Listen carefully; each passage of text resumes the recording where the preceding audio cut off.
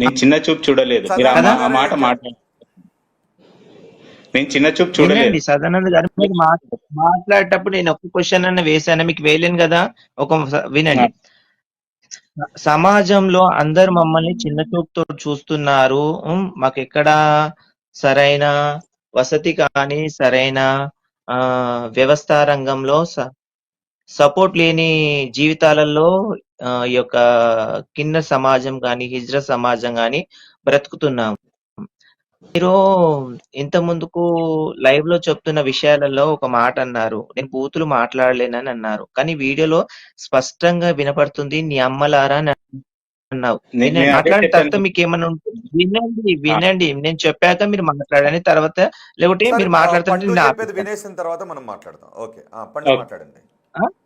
తర్వాత మా కమ్యూనిటీ వాళ్ళు ఒక్కసారి ఇలా బదాయి అంటారు. యాక్చువల్లీ ఈ భిక్షాటనకు వచ్చినప్పుడు ఎవరైనా దాతల దగ్గరకు వచ్చినప్పుడు ఒక్కరిద్దరు వచ్చినప్పుడు అయితే వెంటనే తీసుకొని వెళ్ళిపోతారు.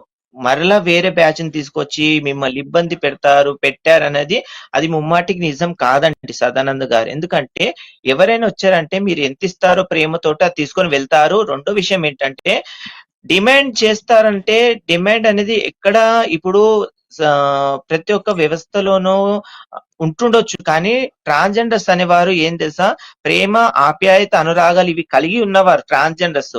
మీరు అనుకుంటారు ఎక్కడో ఒక ట్రాన్స్జెండర్ చేయగానే ప్రతి ఒక్క ట్రాన్స్జెండర్స్ కి మీరు ఎందుకు చుడతారు? ప్రతి ఒక్క ట్రాన్స్జెండర్స్ ఇలాగే ఉంటారు, ప్రతి ఒక్క ట్రాన్స్జెండర్స్ ఇలా చేస్తారని మీరు ఎందుకు అనుకుంటారా అండి? లైవ్ లో చూసిన ప్రతి ఒక్కరికి నా మాట అండి, వినండి.